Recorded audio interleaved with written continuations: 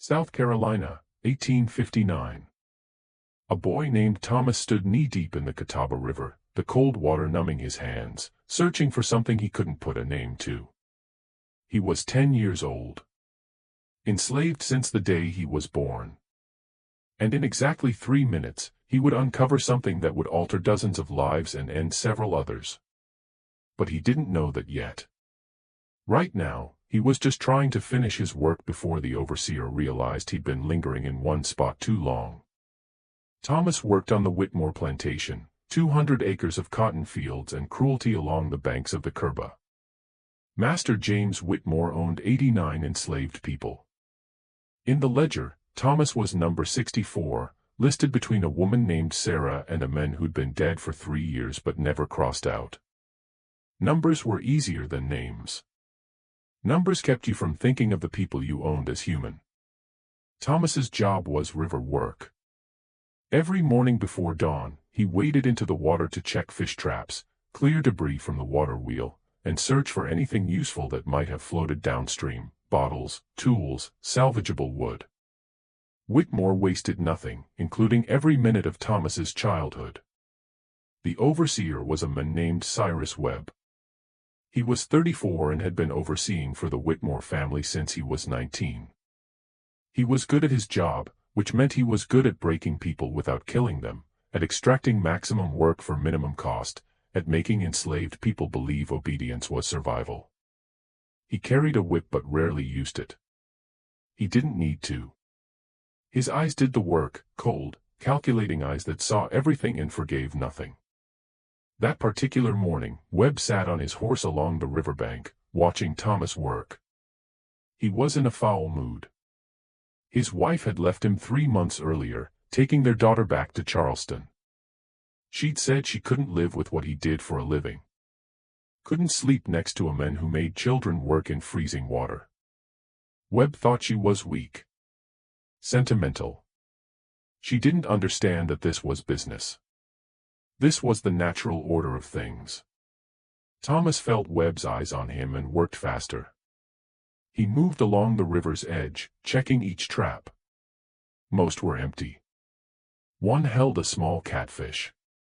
He dropped it into the bucket on shore and kept moving. That's when he saw it. Something glinted in the shallow water near a cluster of rocks. At first, he thought it was glass, a broken bottle, maybe. He almost ignored it, but something made him reach down. Curiosity. Boredom. Fate. His fingers closed around something smooth and heavy. He lifted it from the water. It was a stone roughly the size of a chicken egg, but it caught the early morning light in a way that made Thomas stop breathing. It wasn't glass. It was something else, something that seemed to hold light inside it rather than just reflect it. Clear as water, but with a weight that felt significant. Facets cut into its surface. Angles that threw rainbows dancing across his wet palm. Thomas had never seen anything like it. He stood there transfixed, watching the light play through the stone. It was beautiful. The most beautiful thing he'd ever seen. In a life that contained almost nothing beautiful, this stone felt like a miracle. "What you got there, boy?" Webb's voice cut through Thomas's wonder like a knife. Thomas's heart lurched. He'd been so focused on the stone he'd forgotten the cardinal rule: never let them see you have something they might want. "Nothing, sir," Thomas said, closing his fist around the stone. "Just a rock." Webb dismounted, his boots squelching in the mud as he walked to the water's edge. "Show me." Thomas's mind raced. He could drop the stone back in the water, pretend it had slipped, but Webb had seen him looking at it, had seen the wonder on his face. Lying now would only make things worse. Slowly, Thomas opened his hand. Webb looked at the stone. His eyes narrowed. He reached out and plucked it from Thomas's palm, held it up to the light. The expression on his face changed, shifted from casual cruelty to something else. Something hungry. "Where did you find this?" His voice was quiet now. Dangerous quiet. "Right there, sir." In the shallows by those rocks. Webb turned the stone over in his fingers. He wasn't educated in geology, but he'd been alive long enough to know the difference between glass and something valuable. This was no ordinary rock. The weight alone told him that. The way it bent light, the perfect clarity. His mind was already calculating. He knew a merchant in Charleston who dealt in rare goods. Knew the men would pay well for something like this, no questions asked. This stone could be worth hundreds of dollars, maybe thousands, maybe more. This is mine now, Webb said.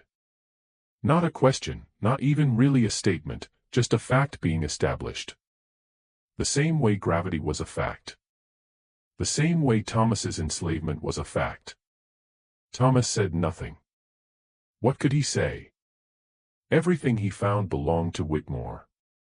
Everything he touched, everything he saw, his very breath, belonged to someone else. Of course the stone did too. But something in his chest hurt. Not fear this time. Something else. The loss of that one moment of beauty. That one perfect thing in a life that contained so little perfection. Webb pocketed the stone. You tell anyone about this, boy, and I'll make sure you regret it. Understand? Yes, sir. This is between you and me. Nobody else needs to know about river rocks. You got that? Yes, sir. Webb mounted his horse. Before he rode away, he looked down at Thomas with an expression that was almost thoughtful. You find anything else interesting in that river, you bring it to me first. Before Master Whitmore sees. Before anyone sees. You do that. Maybe I'll make sure you get extra rations. Maybe I'll make sure you don't get whipped when the cotton count is short. We got an understanding. Thomas understood perfectly. Webb wanted to keep the stone for himself. Wanted to sell it and pocket the money without Whitmore knowing. He was asking Thomas to be his accomplice in theft. Except you couldn't steal from someone who owned you. Whatever Thomas found belonged to Whitmore by law. Webb was the thief here, but Thomas couldn't say that, so he just nodded. Webb rode away. Thomas stood in the river, his hand still tingling where the stone had been. He felt something he'd rarely felt before, anger. Real anger. Not the kind you swallowed and buried. The kind that burned. That stone had been his. For 30 seconds, it had been his, the only thing in his entire life that had ever been his, and it was gone. Thomas finished his work mechanically, checked the remaining traps, collected the bucket with the single catfish, and walked back to the slave quarters as the sun rose higher and the day's heat began to build. He told no one about the stone. Not his mother, who worked in the big house. Not his little sister, who was too young to understand. Not old man Ezra, who knew more about the world than anyone else in the quarters.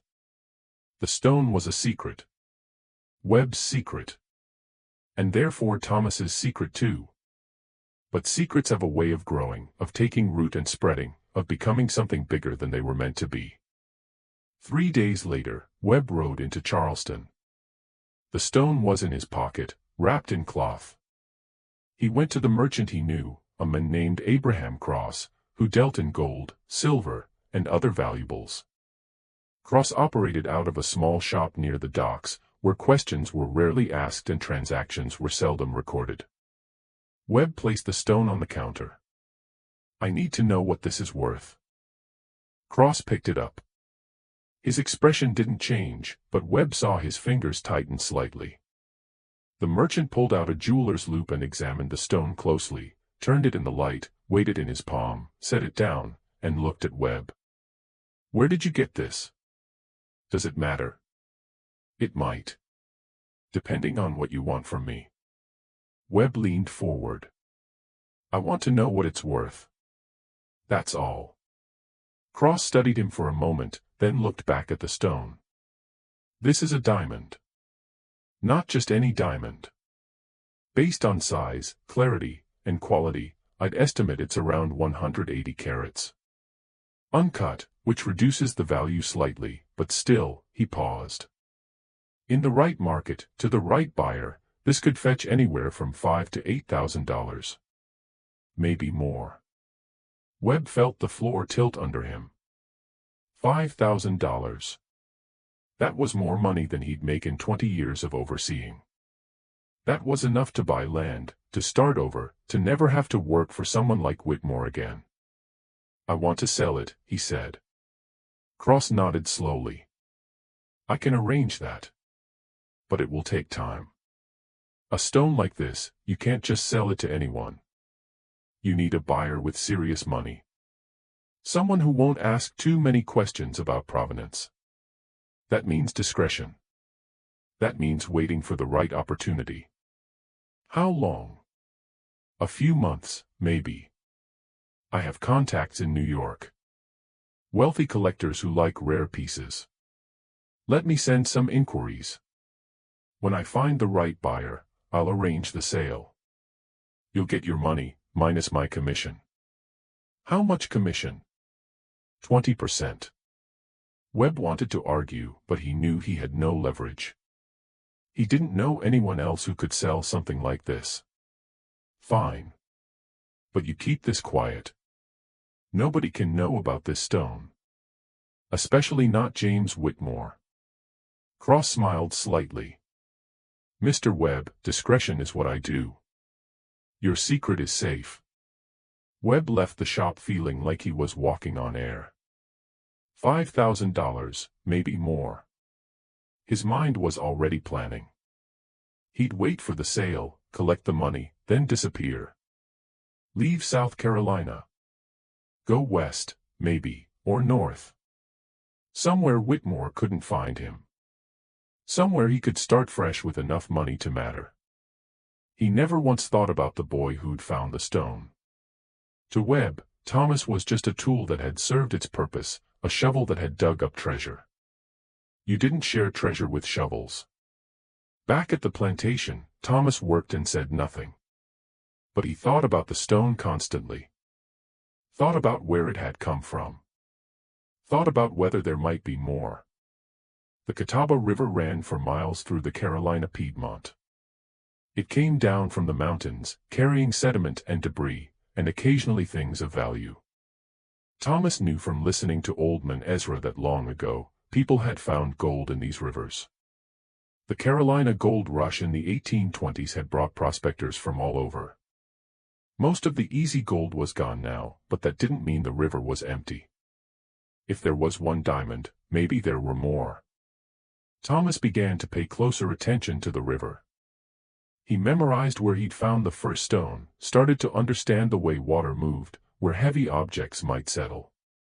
He found nothing for weeks, but he kept looking. 6 weeks after finding the first diamond, Thomas found the second one. This one was smaller, maybe half the size of the first, but it had the same clarity, the same way of catching light. Thomas's heart hammered as he pulled it from the water. He looked around. Webb wasn't there. He was up at the big house dealing with some problem with the cotton gin. Thomas had a choice. He could tell Webb immediately, follow the agreement they'd made. Or he could hide it. He hid it. He wrapped the stone in a piece of cloth and buried it under a loose board in the quarters where he slept. His mother watched him but said nothing. She'd learned long ago that sometimes survival meant not asking questions.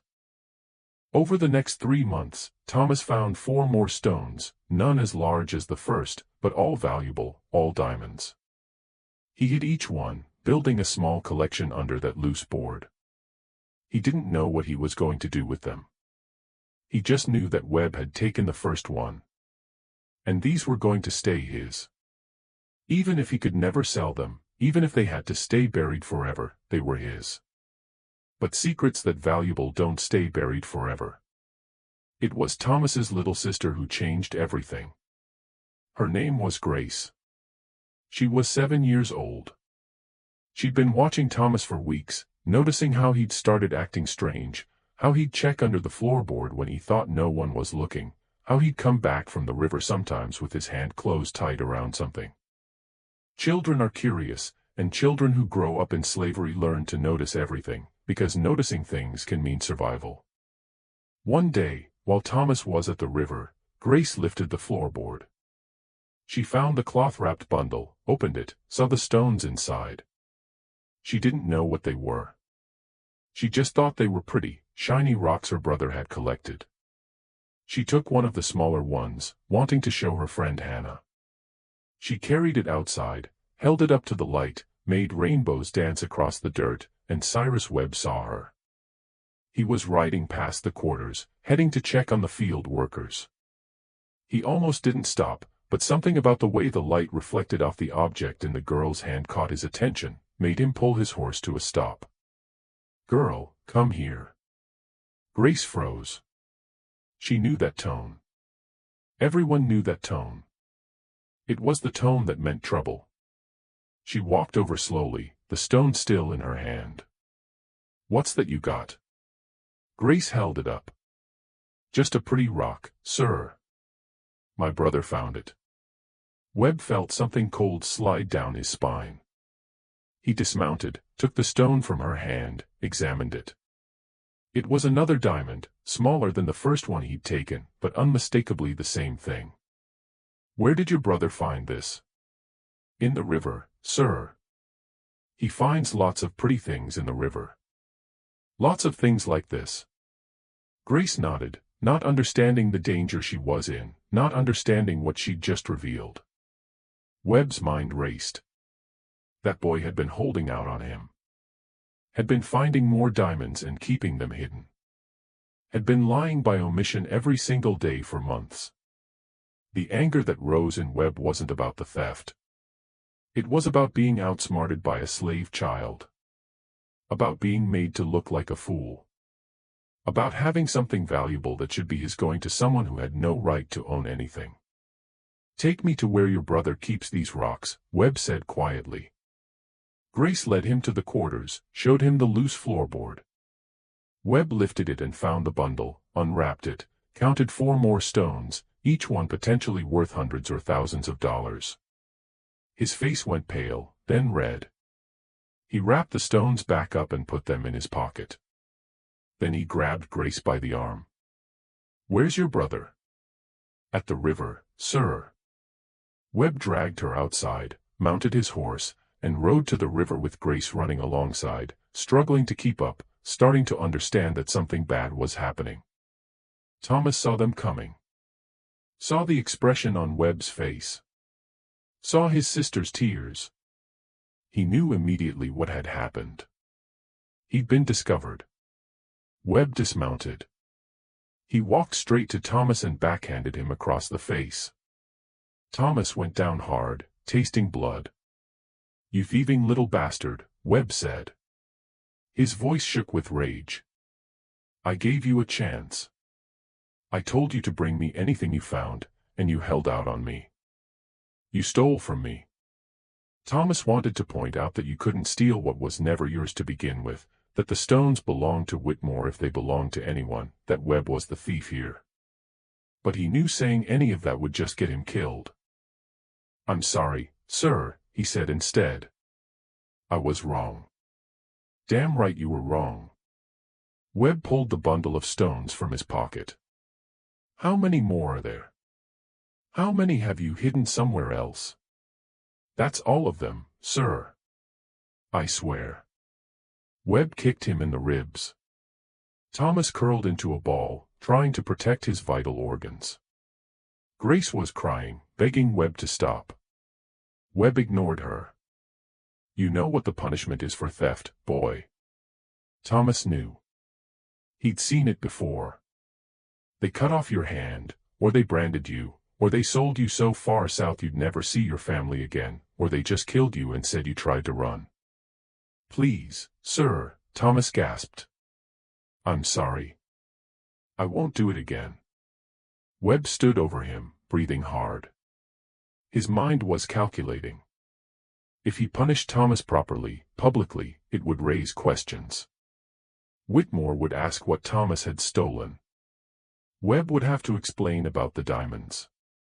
And then Whitmore would want to know about the first one, the one Webb had already sold through Abraham Cross for $6,400, of which Webb had pocketed $5,120 after Cross's commission. If Whitmore found out about that, Webb would be the one punished. Probably prosecuted for theft. At minimum, he'd be fired and blacklisted. At worst, he'd be in prison. Webb looked at Thomas with cold calculation.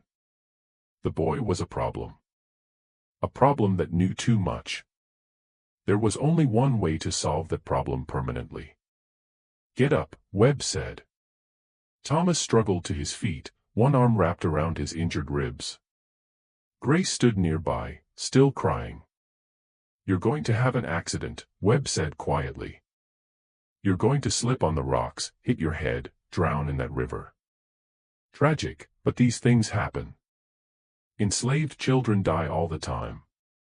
Nobody asks too many questions." Thomas's blood went cold. He understood with perfect clarity that Webb was going to kill him right here, right now. And there was nothing he could do about it. But Grace didn't understand. "No," she screamed. "No, you can't. Please, sir." He didn't mean nothing by it. "Please." Webb looked at her. Looked at the problem she represented. She knew about the stones too. She could talk. Children talked. He was realizing he might have to kill both of them. That's when they heard the horses approaching. Multiple horses. Webb turned and saw James Whitmore riding toward them with two of his guests, wealthy planters from Virginia who were visiting the plantation. They'd been out for a morning ride, and the commotion had drawn their attention. Webb's face went carefully neutral. He stepped back from Thomas, trying to look like nothing unusual was happening. Whitmore reined in his horse. "Webb, what's going on here?" "Just disciplining a worker, sir. Nothing to concern yourself with." Whitmore looked at Thomas, bloodied, holding his ribs. Looked at Grace, crying. Looked at Webb, whose face was flushed and whose hand rested on the whip at his belt. "Seems like rather severe discipline for river work," one of the Virginia planters said. He was an older man, Samuel Prescott, who had a reputation for being more moderate in his treatment of enslaved people. Not kind, just less casually cruel. Webb felt trapped. He couldn't kill the children now, not with witnesses. But he also couldn't let them talk. "The boy was caught stealing, sir," Webb said, thinking fast. "Small items from the main house. I was administering appropriate punishment." Thomas's mother had appeared from somewhere, drawn by Grace's screams. She stood at a distance, her face carefully blank, but her hands were clenched so tight her knuckles had gone white. Whitmore frowned. What did he steal? Webb's mind raced. He couldn't mention the diamonds. "Food, sir. Bread from the kitchen." "That hardly seems worth this level of violence," Prescott said. "The child looks half-starved. Of course he stole food." Whitmore looked annoyed, not at Webb's cruelty, but at the fact that it was happening in front of his guests. It made him look bad, made his plantation look poorly managed. "Enough, Webb. Take the boy to the quarters. His mother can tend to him. We'll discuss his punishment later." It wasn't mercy. It was just inconvenient timing. But it saved Thomas's life, at least for the moment. Webb had no choice but to comply. He grabbed Thomas by the collar and dragged him toward the quarters, Grace running alongside. Thomas's mother followed at a distance, knowing better than to intervene. Once they were out of sight of Whitmore and his guests, Webb shoved Thomas into the cabin they shared with 3 other families. He leaned in close, his breath hot on Thomas's face. "This isn't over," he whispered.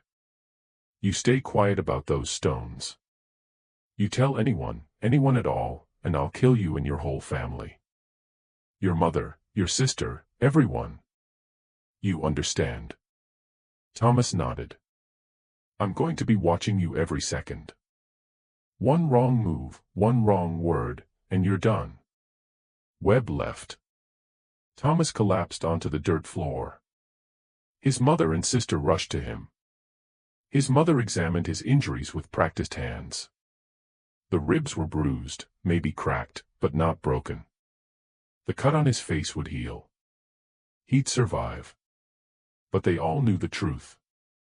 Webb was going to kill him. Maybe not today. Maybe not tomorrow. But soon.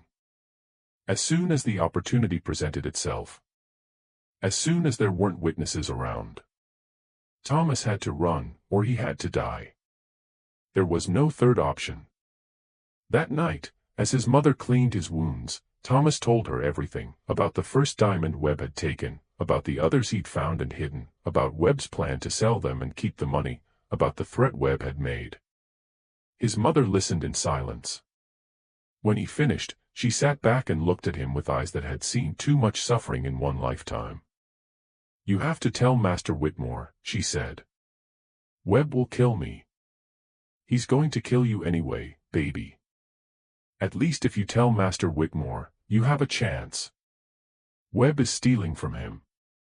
Rich white men don't like being stolen from. Even if you're the one who gets hurt, at least Webb goes down too." Thomas understood what she was saying. It wasn't about justice. It wasn't about salvation.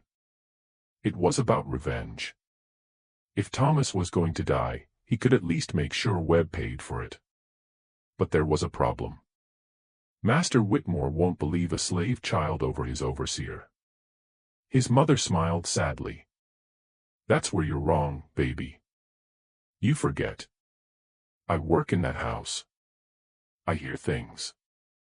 I know things. And one thing I know is that Master Whitmore has been suspicious of Webb for months. Money hasn't been adding up right. Supplies going missing. Webb living a little too well on an overseer's salary. Whitmore don't trust him. He's just been waiting for proof." She reached into her apron and pulled out a small pouch. Inside were the 4 remaining diamonds that Webb had confiscated. Thomas stared at them in shock. "How did you?" "I'm a housemaid, child. I'm invisible. While Webb was dealing with you and Master Whitmore was entertaining his guests, I went into Webb's room and found these. He'd hidden them in his coat pocket. Careless man, leaving valuables where a thieving housemaid could find them." She pressed the pouch into Thomas's hand. "Tomorrow morning, you go to Master Whitmore. You tell him everything. You show him these. And you pray that his greed is bigger than his racism, because if he wants those diamonds bad enough, he'll believe you.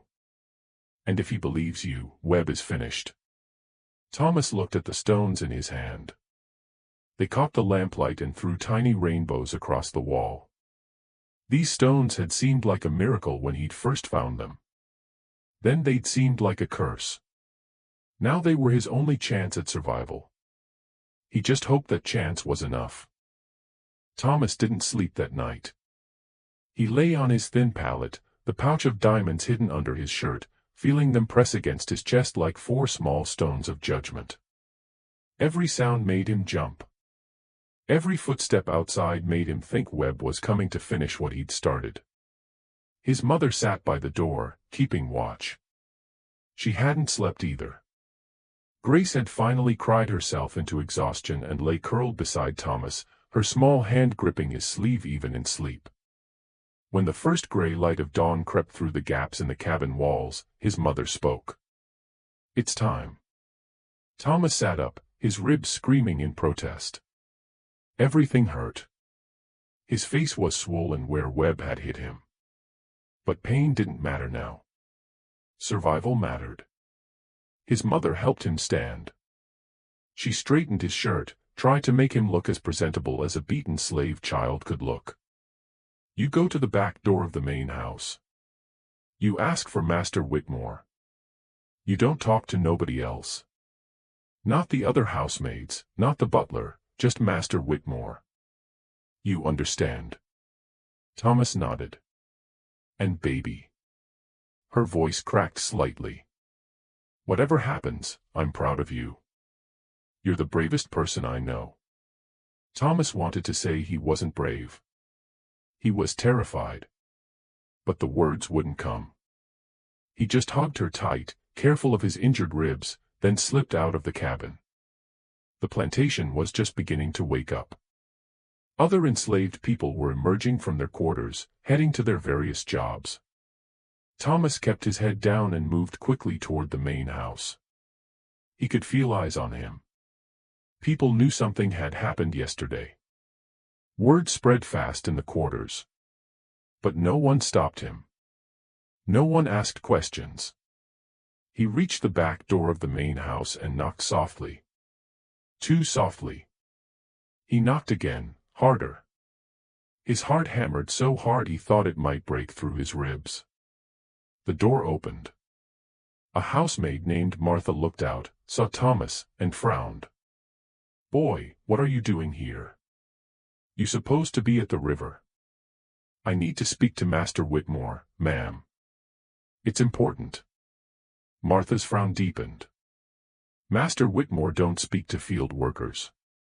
Whatever you got to say, you say it to Mr. Webb." "It's about Mr. Webb, ma'am." "Please. It's important." Something in Thomas's voice must have convinced her. Or maybe it was the desperation in his eyes, or the bruises on his face. She hesitated, then nodded. "Wait here." She closed the door. Thomas stood on the back steps, exposed, vulnerable. Any moment, Webb could come around the corner. Any moment, this could all fall apart. The door opened again. This time it was Master Whitmore himself. He was a tall, thin man with graying hair and cold blue eyes. He wore a silk dressing gown and held a cup of coffee. He looked annoyed at being disturbed. "What's this about, boy?" Thomas had rehearsed this moment in his head all night, but now that it was here, the words tangled in his throat. He forced them out. "Sir, I found something in the river. Something valuable. Mr. Webb took it from me and told me not to tell you. But then I found more. And Mr. Webb, he's been selling them. Keeping the money for himself." Whitmore's expression didn't change. "That's a serious accusation. You have proof?" Thomas pulled the pouch from his shirt and opened it. The 4 diamonds caught the morning light and blazed like captured stars. Whitmore's coffee cup stopped halfway to his lips. His eyes locked onto the stones. For a long moment, he didn't move, didn't breathe. Then, very carefully, he set down his cup and took the pouch from Thomas's hand. He picked up one of the diamonds, held it to the light. His breathing had changed, become faster. "Where did you find these?" "In the Catawba River, sir. About 6 weeks ago, I found a big one, bigger than all these together. Mr. Webb saw it and took it. Said it was his now. Told me if I found more to bring them to him first. But I didn't, sir. I kept them. And yesterday, Mr. Webb found out, and he beat me, and he said he was going to kill me because I knew about the first stone, the one he sold." The words tumbled out in a rush. Thomas couldn't stop them now. Everything came pouring out. How Webb had threatened him. How Webb had tried to kill him at the river. How only Master Whitmore's arrival had saved him. Whitmore listened to all of it, his face unreadable. When Thomas finished, there was a long silence. Then Whitmore said, "Come inside."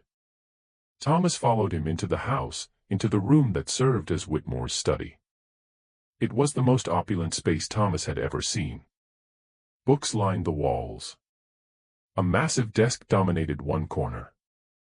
The carpet under his feet was thick and soft. Whitmore sat behind his desk and studied the diamonds. Thomas stood, trying not to shake, trying not to look as terrified as he felt. "You're telling me," Whitmore said slowly, "that Cyrus Webb found a large diamond on my property, sold it, and kept the money for himself?" "Yes, sir." "And these stones, where did you hide them?" "Under a floorboard in the quarters, sir. My sister found them and showed Mr. Webb." That's when he beat me. Whitmore nodded slowly. He was thinking, calculating. Thomas could see the wheels turning behind those cold blue eyes. Do you know what these are worth, boy? No, sir. But Mr. Webb seemed to think they was worth a lot. These 4 stones alone are worth perhaps $3,000 to $4,000. Maybe more if sold to the right buyer. The larger stone you described, if it was as big as you say, it could be worth 5 times that. Thomas's mind couldn't comprehend numbers that large. He'd never seen more than a few dollars in his entire life. Whitmore leaned back in his chair. Webb has been with my family for 15 years. I trusted him. If what you're saying is true, he's been stealing from me. That's not something I take lightly. It's true, sir. I swear it. The question is, why should I believe a slave child over my overseer? You could have stolen these stones yourself. Could be making up this story about Webb to avoid punishment. Thomas's stomach dropped. His mother had been wrong. Whitmore wasn't going to believe him. This was all for nothing. But then Whitmore smiled. It wasn't a warm smile. It was the smile of a man who'd just seen an opportunity. Fortunately for you, I have ways to verify your story. If Webb sold a large diamond, there will be a record. There aren't many merchants in Charleston who deal in such things. It won't be hard to find out. He stood and walked to the door. Called for Martha. When she appeared, he said, "Send someone to fetch Mr. Webb. Tell him I need to see him immediately. Don't tell him why." Martha nodded and disappeared. Whitmore turned back to Thomas. "You're going to stay here in this room. You're not to leave. You're not to speak to anyone. Understand?" "Yes, sir." Whitmore left, locking the door behind him. Thomas was alone in the study, surrounded by wealth he couldn't imagine, holding evidence of a crime he hoped would save his life. 20 minutes later, he heard footsteps in the hall. Multiple sets. Voices. One of them was Webb's. "You wanted to see me, sir?" "Yes, Webb." "Come into my study." The door opened. Webb walked in, saw Thomas standing there, and his face went pale, then red, then very, very still. Whitmore closed the door behind them. He walked to his desk and picked up the pouch of diamonds. "Webb, this boy has made some interesting accusations. He says you found a valuable diamond on my property 6 weeks ago. Says you took it from him and sold it without informing me. Says you threatened to kill him when he found more. Is this true?" Webb's jaw clenched. His eyes flicked to Thomas with pure hatred. Then back to Whitmore. "That boy is a liar and a thief. He stole those stones. I caught him yesterday.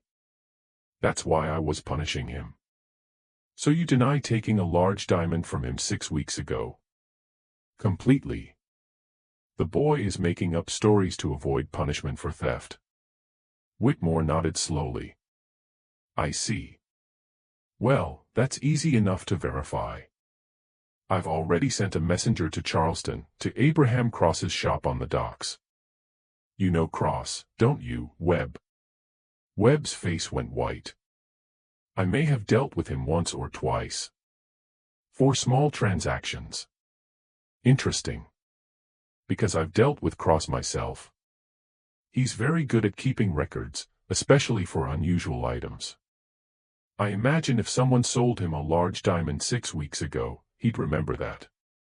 Wouldn't you?" The silence in the room was deafening. Thomas could hear his own heartbeat. Could hear Webb's breathing becoming faster. "The boy found it," Webb said finally. "Yes, I took it. I was going to tell you, but I wanted to verify its value first. Didn't want to get your hopes up over a piece of glass. And once you verified it was worth over $5,000, you decided to keep that information to yourself." Webb said nothing. "That's theft, Webb." Theft from me. On my property, using my resources. My enslaved worker found that stone while doing work for me. It belongs to me. And you stole it. I was going to tell you, Webb said, but his voice lacked conviction. You were going to tell me after you'd spent the money. After you'd planned your escape. Don't insult my intelligence, Webb. I know exactly what you were doing. Whitmore walked to the door and opened it. Two large men stood outside, plantation guards. Mr. Webb is no longer employed here. Escort him off my property. If he resists, restrain him. I'll be contacting the sheriff about theft charges. Webb looked at Thomas. The hatred in his eyes was absolute. You little bastard. You've destroyed me. No, Whitmore said coldly. You destroyed yourself. The boy just told the truth. The guards grabbed Webb's arms. He struggled briefly, then went limp. They dragged him from the room. His curses echoed through the house until they faded into the distance. When they were gone, Whitmore turned to Thomas. You did the right thing, boy. I appreciate honesty, even from a slave. Thomas said nothing.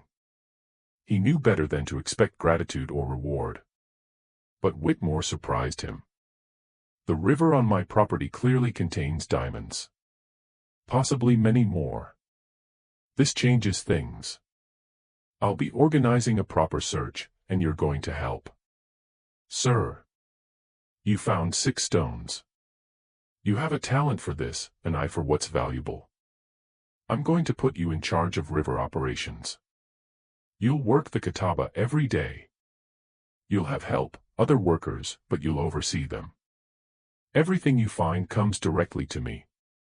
No intermediaries, no overseers, just you and me. You do this right. You keep finding stones like these, and I'll make sure you're treated well. Better food, better quarters, maybe even some small compensation.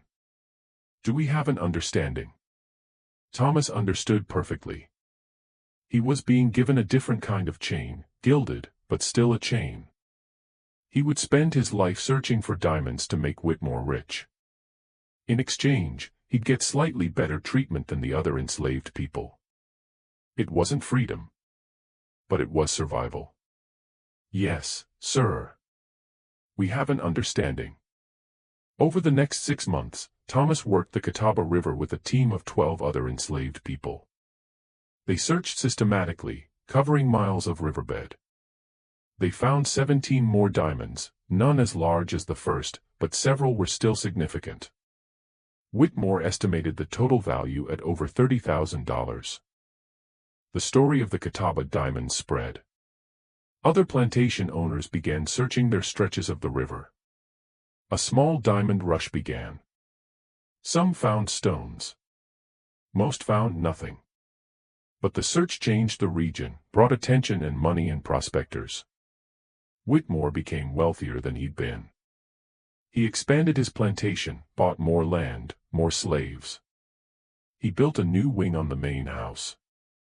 He treated Thomas slightly better than the others, but only slightly. Better food meant extra rations twice a week. Better quarters meant a cabin Thomas shared with only his immediate family instead of 3 families.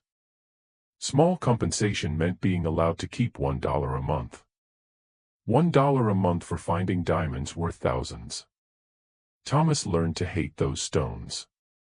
Every glint in the water reminded him of what he'd lost. Not just the first diamond, though that still hurt, but something else, some possibility of a different life. The stones had brought attention to the plantation, had made Whitmore richer and more powerful, had trapped Thomas more completely than chains ever could. He couldn't run now. Every plantation owner in the region knew about the boy who found diamonds. If he ran, he'd be hunted, not just by Whitmore, but by everyone who wanted access to his talent. He was valuable now, and valuable property was guarded carefully. But something was growing in Thomas. Something that had started when Webb took that first stone. Anger. Cold, patient anger. The kind that waits. The kind that plans. 2 years after finding the first diamond, Thomas was 12 years old. He'd found 43 diamonds total. Whitmore's wealth had grown exponentially. The plantation now had over 150 enslaved people. The river operation had expanded. Thomas managed 20 workers now, all searching constantly. But Thomas had been doing something else. Something Whitmore didn't know about. He'd been hiding stones. Not many, just one here and there. Small ones that could be concealed, could be overlooked in the daily count. Over 2 years, he'd hidden 7 diamonds. 7 small stones buried in a waterproof pouch in the woods beyond the plantation. 7 stones that represented escape. That represented freedom. That represented a life beyond these fields. He'd also been making contacts. One of the new workers was a man named Samuel, who'd been sold from a plantation in Virginia.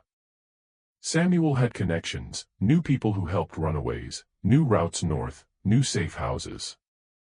Samuel was planning his own escape, and he'd agreed to take Thomas with him. The plan was simple. Too simple, really. But it was all they had. During the chaos of harvest time, when everyone was working the fields and attention was scattered, they would run. They'd take Thomas's hidden diamonds. They'd head north using Samuel's contacts. They'd sell 1 diamond at a time to fund their journey. 7 stones would be enough to buy their way to Canada. To buy their freedom. It was dangerous. It was probably suicidal. The odds of success were minimal. But Thomas had learned something in his 12 years of life: anything was better than waiting for freedom that would never come. The night before they were to run, Thomas said goodbye to his mother and sister. He didn't tell them where he was going or when, just held them and whispered that he loved them. His mother understood. Mothers always understood. "You be smart," she whispered. "You be careful. And you live, baby. You live free." The next day, Thomas and Samuel ran.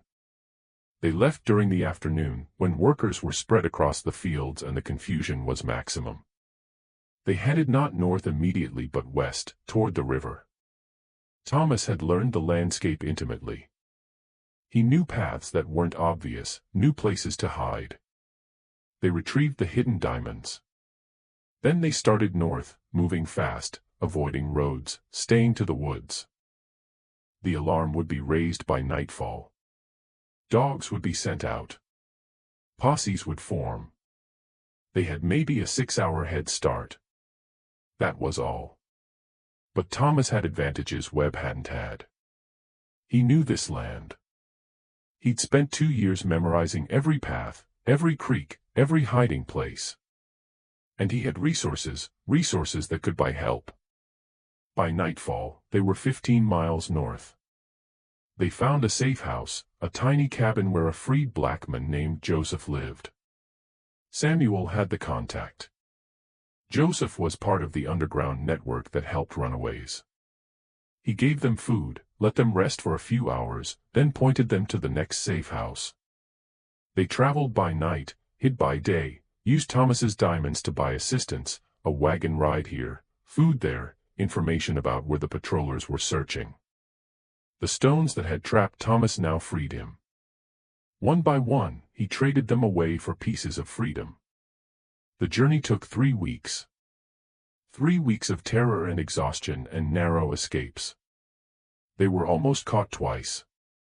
Once, they hid in a river for 4 hours while dogs searched the banks. Once, they climbed trees and stayed there until dawn while a posse camped directly below them. But they made it. They crossed into Pennsylvania, into a state where slavery was illegal, into a place where Thomas was no longer property. He stood on free soil for the first time in his life and cried. Samuel held him while he sobbed, all the fear and pain and anger of 12 years pouring out. They made their way to Philadelphia, to a community of freed blacks and abolitionists who helped them establish new lives. Thomas took a new name, Thomas Freeman. Samuel became Samuel Washington. They were no longer enslaved. They were men. Thomas still had 2 diamonds left. He sold one to pay for housing and supplies. The other he kept, a reminder of where he'd come from, of what he'd survived. He got a job working for a sympathetic white merchant who didn't ask too many questions. He learned to read and write. He learned mathematics. He was smart, sharp, driven. Within 5 years, he was managing the merchant's accounts. Within 10, he'd saved enough to buy his own small business. He never forgot his mother and sister. He sent money when he could, through carefully arranged intermediaries. He tried several times to buy their freedom, but Whitmore refused. Whitmore blamed Thomas for Webb's betrayal, for the complications that followed. He wouldn't sell them out of spite. It took the Civil War to free them. When Union troops liberated South Carolina in 1865, Thomas was 30 years old. He traveled south immediately, searching for his family. He found his mother alive, though aged by years of hard labor. His sister Grace had survived too. She was 23, had children of her own. Thomas brought them north, gave them a home, made sure they never wanted for anything. He told them everything, about the diamonds, about the escape, about building a life from stones pulled from a river. His mother cried when she saw how far he'd come. "You did good, baby. You did so good." Thomas Freeman lived to be 78 years old. He became a successful businessman, a pillar of Philadelphia's black community. He helped fund schools and churches. He helped other formerly enslaved people establish themselves in freedom. He never forgot where he came from or what it had cost to escape. The last diamond, the one he'd kept, he had set into a ring. He wore it every day of his life. People would ask about it sometimes, about the large, beautiful stone. He'd smile and say it was a reminder. They'd ask what it reminded him of. He'd say, the price of freedom. And the fact that some things are worth more than money. After his death, his family found a letter he'd written to be opened after he was gone. In it, he told the full story, about finding the first diamond, about Webb's theft, about Whitmore's greed, about the escape, about every moment of terror and triumph. At the end of the letter, he wrote, "That overseer thought he could take what was mine. Thought because I was enslaved, I had no right to anything, not even a stone I found. But he was wrong. He took 1 diamond. I took 7. He used his to buy a few months of luxury before losing everything. I used mine to buy a lifetime of freedom. In the end, I won. Not because I was stronger or smarter, but because I understood something he didn't. The value of a thing isn't what you can sell it for. It's what you can use it to become." The ring, that last diamond, was passed down through his family. Generation after generation wore it. Each learned the story. Each understood what it represented. Freedom isn't given, it's taken. It's bought. It's earned through courage and pain and sacrifice. And sometimes it glitters in a river, waiting for someone brave enough to claim it. Thomas Freeman found that glitter. And he changed not just his own life, but the lives of everyone who came after him. The overseer who shouted, "This is mine now," learned a hard lesson: possession is temporary, but freedom, once won, is forever. And the boy who found a diamond in a river learned an even harder one: sometimes the thing that makes you valuable is the same thing that nearly destroys you. The key is deciding whether you'll let it define you, or whether you'll use it to define yourself. Thomas chose the latter. And in doing so, he transformed stones into something much more precious. He transformed them into hope. Into legacy. Into proof that even in the darkest moments, when everything is taken from you, you can still find something worth more than any diamond: yourself.